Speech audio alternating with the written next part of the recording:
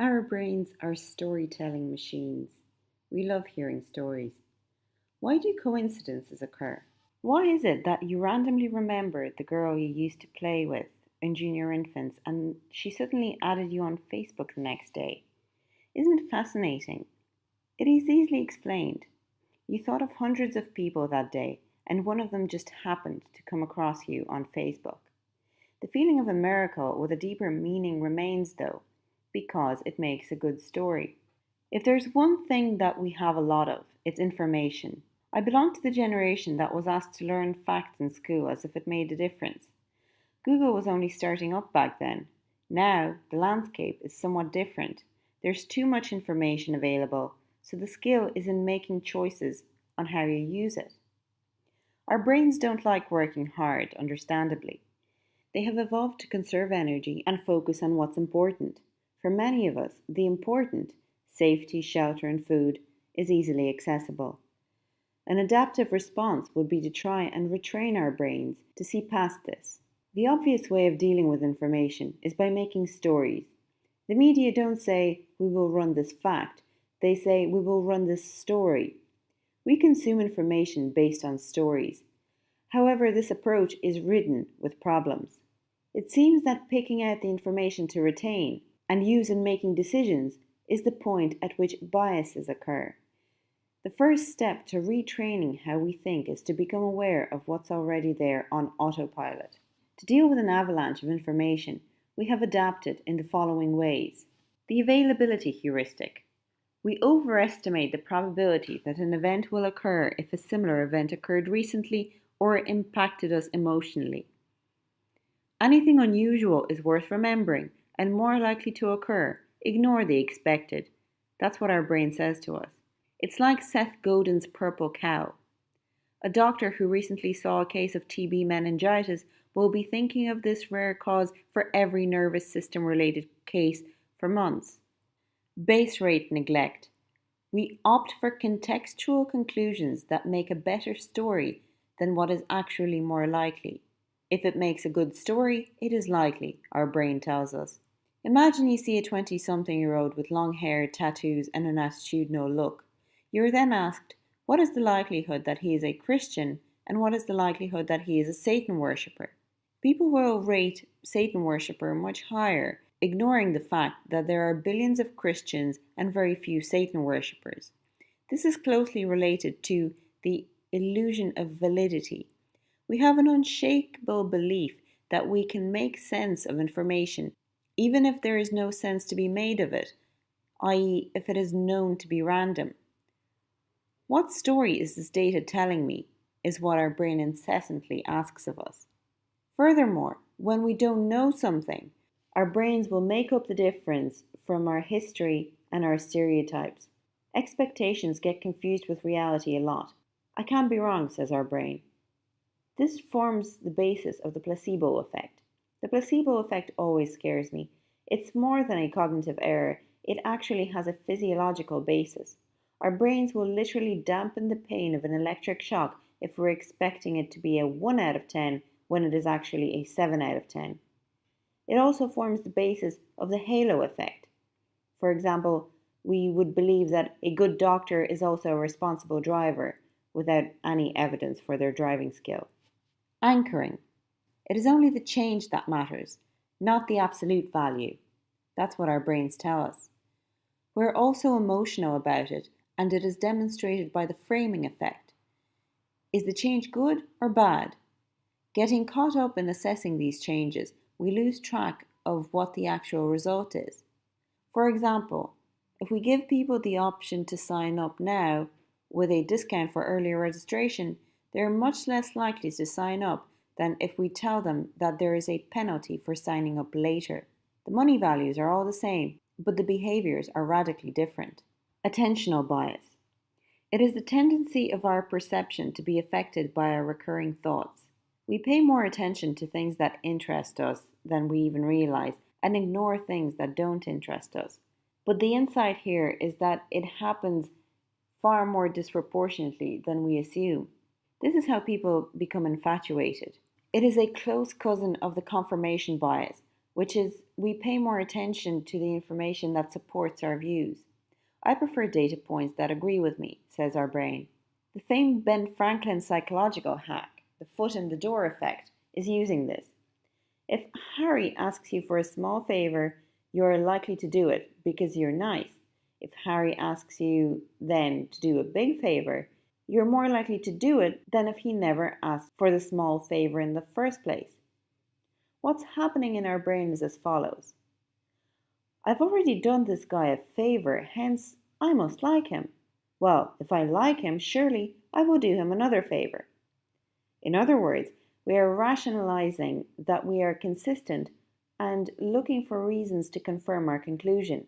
It could, of course, be argued that this isn't irrational. If you feel like you're building a relationship with a person through these favors, you may be going ahead with them even though you're completely aware of this trick.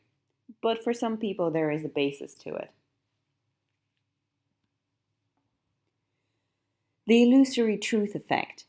The more something is repeated to us, the more it becomes true in our minds. It is, of course, made worse by attentional and confirmation biases, leading us into the downward spiral of a nice and resonant echo chamber. Echo chamber. Were you perhaps surprised that Trump got elected? The mere exposure effect. We like people and things more when we see them more often. Thank God, or there would be a divorce rate of 100%.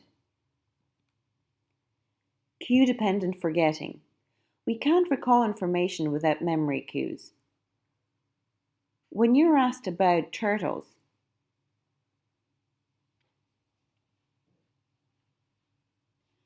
when you're asked about a holiday, you might not be able to remember too much about it. However, if you're asked about a specific car that you saw, however, if you're asked about a specific boat you saw on that holiday, you're then likely to remember more unique experiences about that holiday.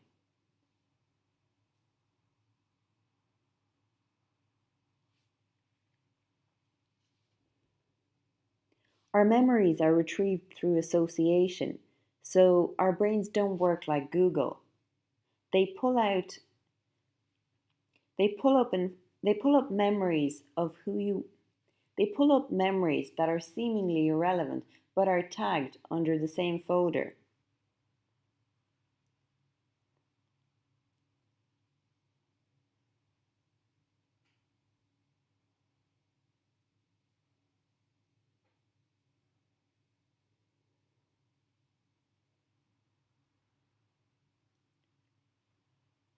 But are tagged under the same story.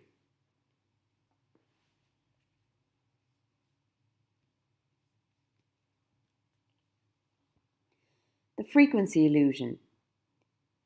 We begin to notice something a lot more when we learn about it. I'm shopping for a black BMW, but I just noticed that everyone seems to have one. Hot code empathy gap. It is difficult to relate to an experience when you're in a certain state. If you're hungry, it is difficult to focus. If you are hungry, it is quite difficult to focus on anything else. If you're calm, it's hard to imagine what it's like to have a panic attack.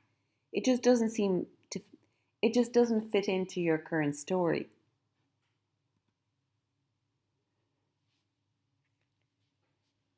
Omission bias. We judge harmful actions more harshly than harmful inactions. You cannot do this, says our brain. Euthanasia gets people much more emotional than letting someone die by not actively treating them with every last option, even though the outcome is likely to be the same. The picture superiority effect. A picture says 1,000 words. It is easier to take information from a picture. This is probably because it builds context, so, in other words, it also tells a story. Naive realism and naive cynicism make all of these effects.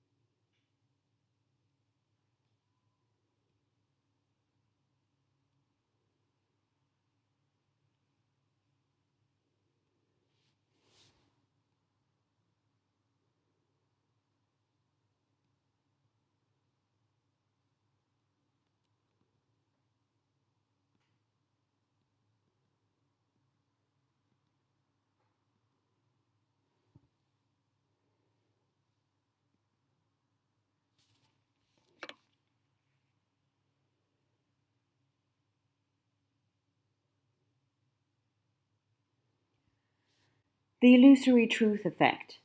The more something is repeated to us, the more it becomes true in our minds. It is, of course, made worse by attentional and confirmation biases, leading us into the downward spiral of a nice and resonant echo chamber. Were you perhaps surprised that Trump got elected? The mere exposure effect. We like people and things more when we see them often. Thank God, or there would have been a divorce rate of 100%. Cue dependent forgetting. We can't recall information without memory cues. For example, if you go on holiday and years later you're asked about that holiday in a general question, you are unlikely to remember any particularly interesting events and sights. However, if you are asked about a very specific boat you saw when you were on that holiday, all of a sudden stories will start to get pulled up from your brain. You will not only remember the boat, but you will remember where you went for dinner after you saw that boat and so on. So, in other words, our brains don't work like Google, where everything is tagged under a certain word and a certain code. Instead, our memories are associative. In other words, they're formed as stories. The frequency illusion. We begin to notice something a lot more when we learn about it. I'm shopping for a black BMW, but I just noticed that everyone seems to have one. Does that sound familiar? The hot code empathy gap. It is difficult to relate to an experience when you're in a certain state. If you're hungry, it is difficult to focus on anything else. If you're calm, it's hard to imagine what it's like to have a panic attack. It just doesn't fit into our current story. Omission bias. We judge harmful actions much more harshly than harmful inactions. Euthanasia gets people much more emotional than letting someone die by not actively treating them with every last option. However, of course, the result is the same. The picture superiority effect. A picture says 1,000 words. It is easier to take information from a picture. This is probably because it builds context, so it tells a story. All of these biases are made worse by naive realism and naive cynicism. I see the world like it is, and anyone who thinks I'm wrong is biased. This is what our brains tell us. We ignore the fact that we're only looking at the world through a set of filters and lenses that were created through the stories that we've been telling ourselves. For more on this subject, visit thinkingclearly.co.